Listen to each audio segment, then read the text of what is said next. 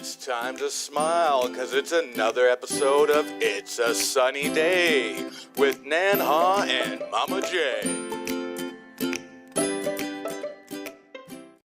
had to work, but there's an important event going on, the Science March, and we wanted to participate and share it with you guys, so Logan's gonna come with me and be my co-host for today, and we're gonna show you what the Science March is all about.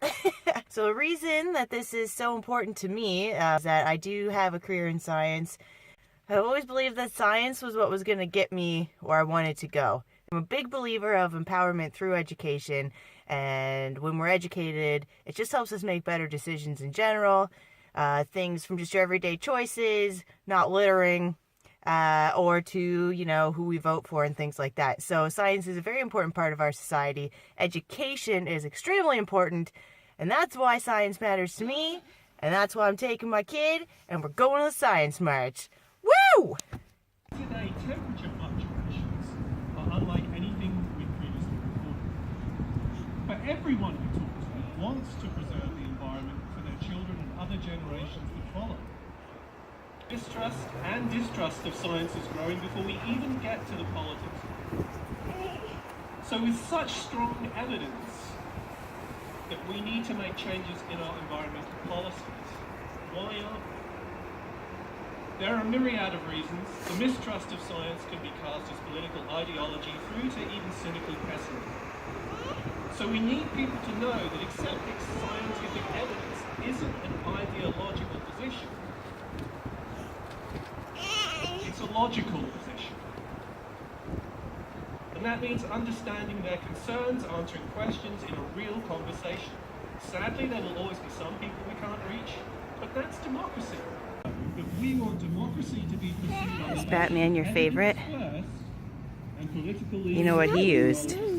Science. That's the coolest sign here. The President of the United States himself, the most powerful man in the world, pushes this notion further and believes climate change isn't just real, and not just a threat to our civilization, it's also, in fact, a concept created by the Chinese to stifle competition in the United States markets. How silly is that? Harry! There is a blatant disregard for the future of our species in the name of both monetary and political power, coming from both fossil fuel companies and personal investments Mr. Trump made prior to his presidential campaign. What's even more terrifying is the fact that American scientists are being censored and are even barred from using the term climate change, now that his administration has full power over government organizations like NASA and the EPA. Furthermore, we see this at home too.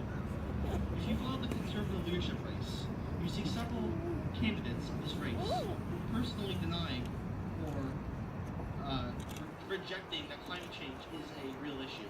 How important the future is, that it's there for our young people. That's why you're here.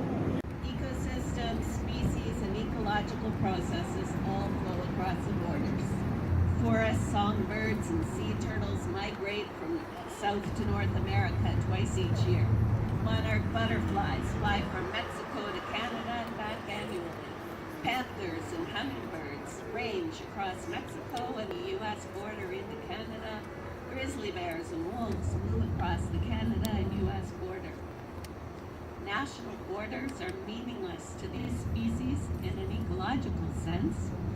Today, we have come to assume that food comes from the grocery store and heat comes from the furnace. Although Leopold warned us almost a century ago of the danger of such assumptions. These days, we need science to remind us that species and ecosystems comprise our life support system. They provide ecosystem services that are necessary to life on Earth. When we as a society have lost touch with nature, we need science and our indigenous allies to remind us of the importance of other species and ecosystems, how to conserve and recover them, how to live in an ecologically sustainable way. At base, science is needed to balance or counter neoliberal colonial capitalism nothing seems to count except the economic bottom line. Science is not valued unless it is linked to profit and corporate power. Science is called upon primarily in service to the liquidation of natural resources, including humans, for short-term economic gain. So, one of the reasons I wanted to come out today was I feel, and I'm sure many of you do also feel, that it's not just the attack on science, but it's the assault on civil rights. It's the assault on democracy. You've heard through some of the other speakers, but it just gets at the core of what a civil society is, and all the assaults on anything that's trying to bring everybody up for the better good and nature. That pretty well sums it up. And I just want to thank you very much.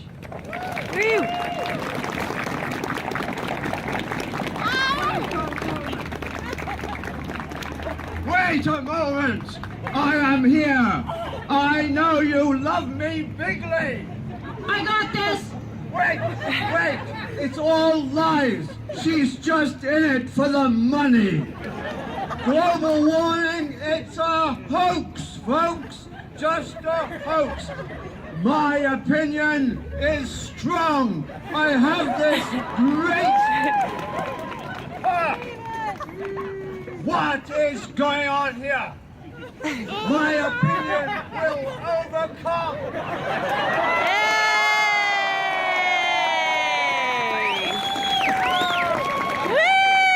I have Twitter!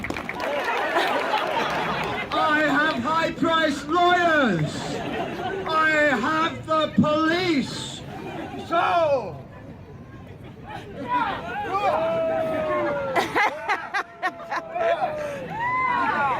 Yay, science! Go science! Evidence! Woo! I need another opinion! Woo! He's gone, but he'll likely come back, so stay vigilant. Woo! Often, when the public thinks about science, they think about the Bunsen burner in their high school lab, or someone in a white coat looking through a microscope. But I remember as a kid thinking that science was very cool because you got to learn about the basic building blocks of the universe, and living creatures. You sometimes got very dirty and you got to cut up things that were slimy. But I also remember that back then people respected science, that there was an understanding that it was a method of finding fact, of finding truth. Without science, we wouldn't have industries like our emerging, here in Halifax, our emerging clean tech, biotech, ocean tech sectors. We wouldn't have cancer treatments or computers or smartphones. We wouldn't have renewable energy. We wouldn't have space probes and hurricane predictions. Here at City Hall, in just the last 5 months, Richard and I have been very successful. We've enshrined evidence-based decision-making into the core values of the municipality.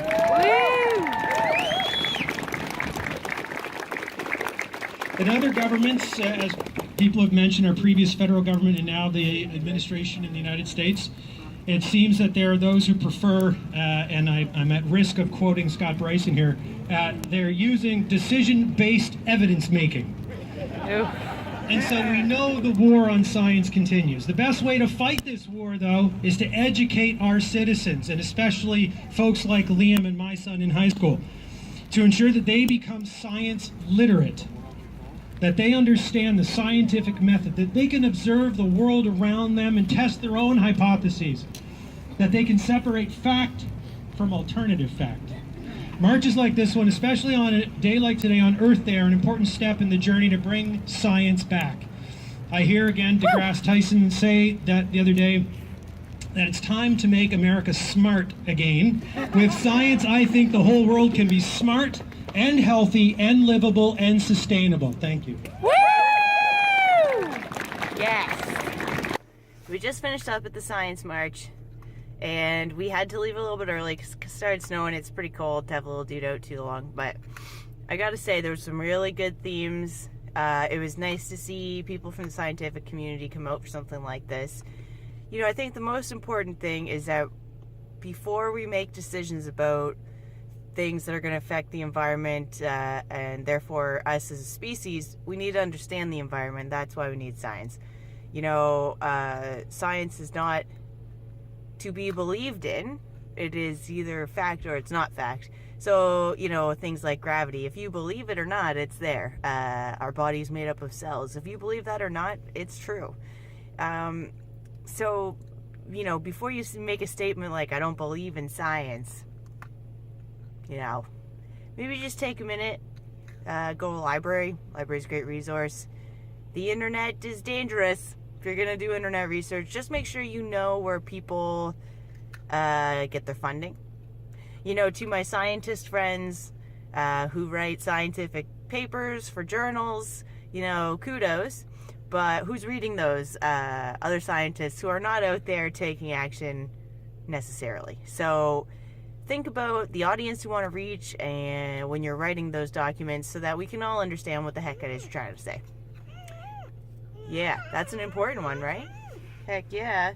So then, the only other thing I'd like to mention is that as a scientific professional, I very much appreciate the organizers participating in this global movement today, and happy Earth Day, people.